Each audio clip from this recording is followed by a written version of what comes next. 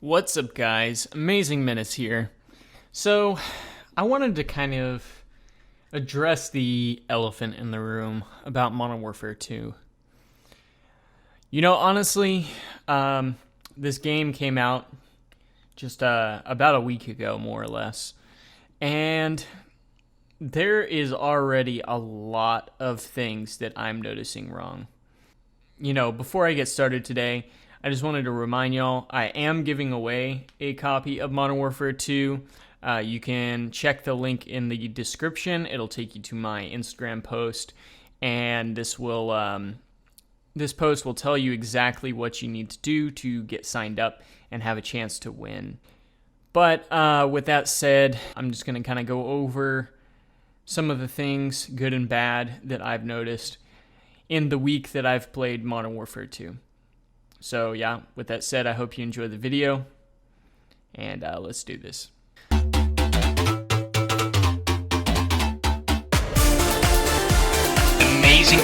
Menace. Amazing Menace. So let's get started. Let's talk about the bad. So number one, sliding and dolphin diving. So if it's not clear already, there is a completely new movement system in Modern Warfare 2. This was apparent in the beta, and it seems like they've done a little more tweaking on it since then. But some of the things that personally just annoy me and kind of make it frustrating with this new movement system is the fact that it feels like sliding and dolphin diving are there just for show. They don't really actually provide you any tactical benefit. In fact, they're actually more of a tactical disadvantage than just using a standard movement that would have been there in, Modern Warfare 2 back in the original days of Call of Duty. But basically, something that I noticed is that when you dolphin dive, you literally cannot use your gun until the complete animation is done. You can't really effectively aim, you can't line anything up, and at that point, you're literally just doing it for the meme of it, more or less, because if you can't use it tactically to your advantage, and the movement isn't gonna really protect you from gunfire, considering you can literally sponge up 2 bullets and be dead, melted, just completely obliterated. It just feels like, why even add dolphin diving to the game if it's not going to be useful in some capacity? And something is similar with sliding. You can still shoot while sliding, but the sliding animation just feels like it kind of takes too long. Again, especially with this fast time to kill, taking 2 bullets, but your slide isn't even fast enough to get you to your next cover before you can just be deleted from the game, is not something that's tactically useful, especially when you can't break free from the animation until you're completely done with that slide. In my opinion, it just feels unnecessary, and I really wish they would take a page out of the OG Black Ops book for the dolphin dives and maybe revisit the sliding system. I'm not saying they should bring back slide canceling or anything, but they need to do something to make it more effectively useful and not just kind of there for show. So number 2, the speed in which you reload, use equipment, and swap your weapons. So,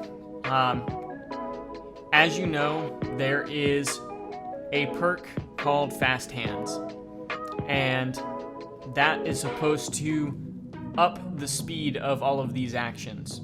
While that makes sense and is something that can be used, the standard swap speed, the standard reload speed, standard rate in which you throw equipment, grenades, flashbangs, is not proportional to the pacing of how fast the time to kill is. You can literally try to quickly throw a flashbang around a corner to stun an enemy, and by the time you even complete the animation, someone or that very enemy has already just obliterated you.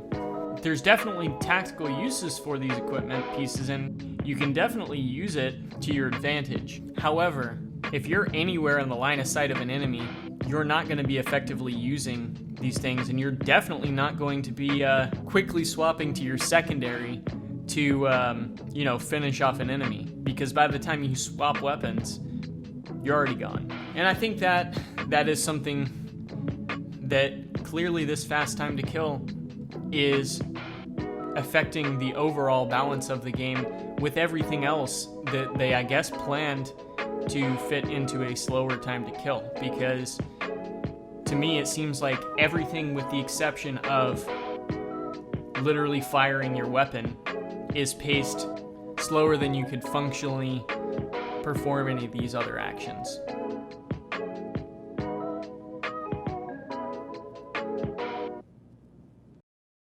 Number 3. So, we're going to talk about the just regular standard bugs and issues with this game. This, by far, is one of the most frustrating things, in my opinion. I mean, you can have a game that's frustrating all around. The guns are not balanced, the gameplay is not balanced, there's things that just make it generally even unplayable.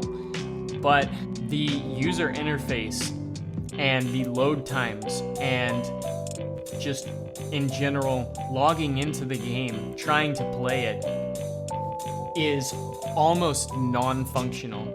Like, it feels comparable or worse to Modern Warfare 2019 on the PS4. And mind you, I'm playing on the PS5. This is the next gen system, and it's playing worse than Black Ops Cold War, Call of Duty Vanguard, honestly even worse than Modern Warfare 2019 on PS5. So I don't know what issues they're having there, but to me that's the most frustrating thing that I experience, because sometimes I will literally end up in an endless chain where the user interface freezes up while I'm in between matches, and I can't even back out in time to, change modes or edit my classes or do anything of that sort.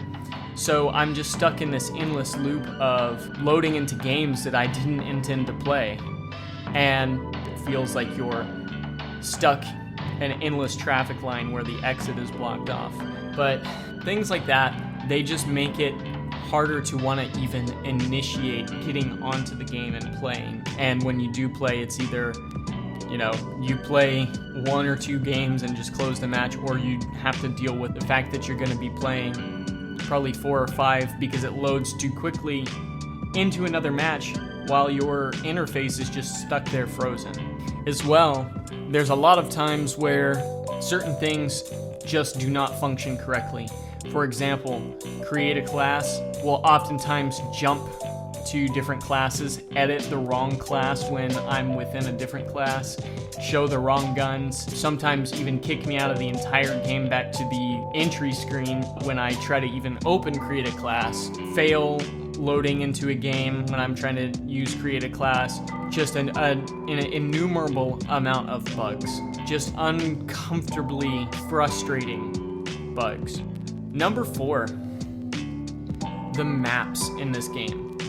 There's some maps that are genuinely just amazing to play on, and they feel good 100% of the time. For example, the hotel map that was in the beta, that map has never failed me. Las Almas has never failed me. I love those maps, and I love playing on them every time, no matter what mode I'm playing. However, there seems to be a consistent level of bad gameplay whenever I'm on certain maps. They don't flow well. They seem to favor or punish one team or another. and they just don't seem balanced. They don't seem like they flow correctly. There's periods of time where every single enemy is coming in my direction, and there's periods of time where there's no enemies around for a good 30 seconds, and then out of nowhere I just get blasted because now my focus is kind of turned off because I'm like, where is everybody?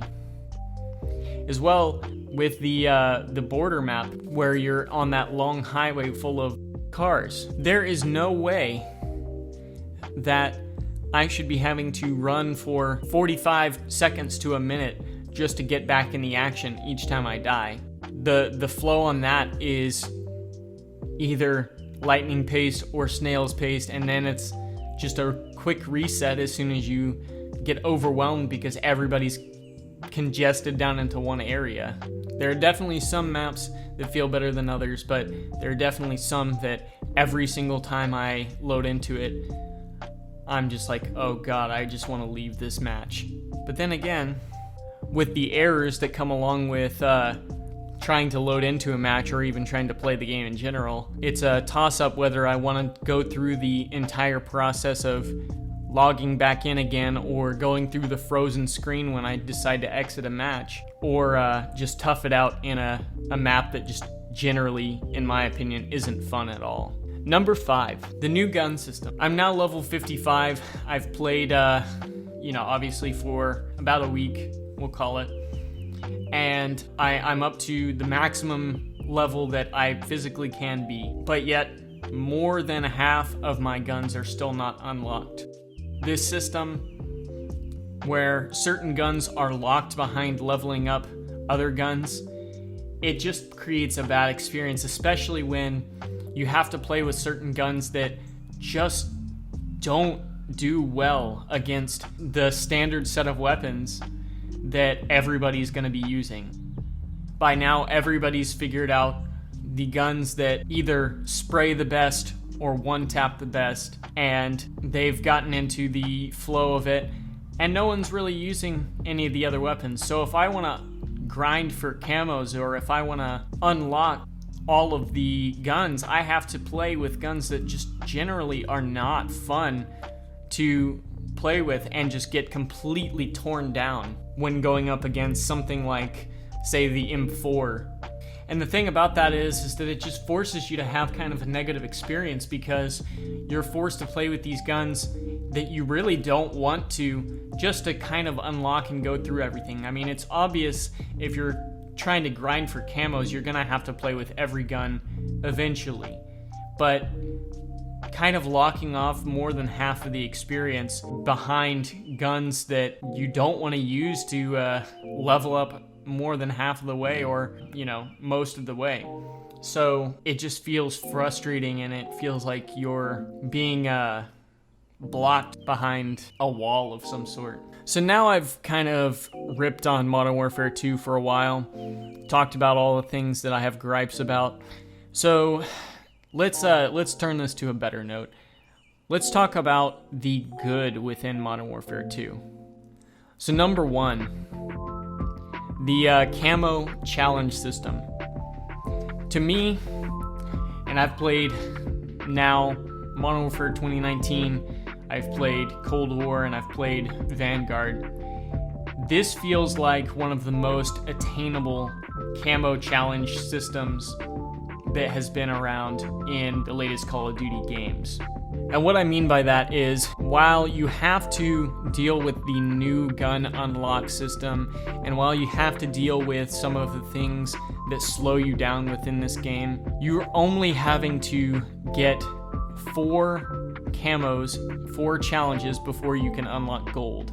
And then you just have to do your gold tier challenge. And while platinum and above is locked behind having to get every single gun up to gold, like you would expect, getting the gold part of your gun unlocked just feels like something that someone who genuinely just wants to play it in their free time and doesn't want to grind and not have a day job and live in their parents' basement until they can unlock their precious camo, feels like something that now, okay, just the average person can actually get to gold.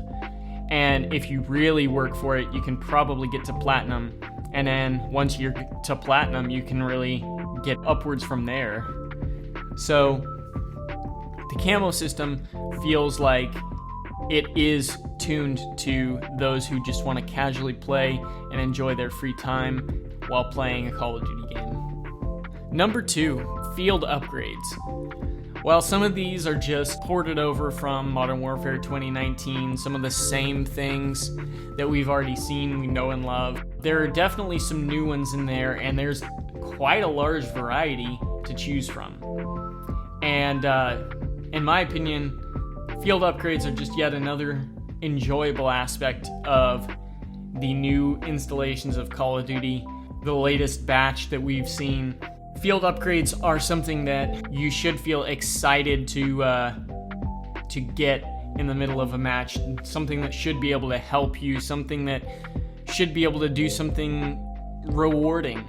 And I definitely feel like there are some field upgrades within Modern Warfare 2 that do feel rewarding and do feel different and varied from what we've seen traditionally in the past. Now, I would like to see a few more added. I would like to see something along the lines of the dead drop from Call of Duty Vanguard, only because with the fast time to kill, it's almost necessary to have something to kind of keep the grind of kill streaks going. And I don't think kill streaks should be something that's unattainable for anybody. If you're playing good, you should be able to get kill streaks without worrying about, oh wow, this input lag or this fast time to kill just melted me when I'm on a 7 kill streak. I'm never going to get up to Juggernaut. But I definitely enjoy the field upgrades, and it definitely creates a little bit of variety from game to game. Number 3, the game modes. So one of my favorite things, hands down, about Modern Warfare 2 is the variety of game modes. I enjoyed it when the beta was out. I'm enjoying it now. There is so much more to choose from than just the standard team deathmatch, free-for-all, search and destroy, domination. There's so much more to choose from. And what I mean it's not like a ridiculous amount more, but prisoner rescue and knockout mode. Some of the most intense, fast-paced, enjoyable matches. I even enjoy it when I get killed because I'm watching the intensity of the other players as they're, struggling and pushing to survive and, collect the objective or, rescue that prisoner.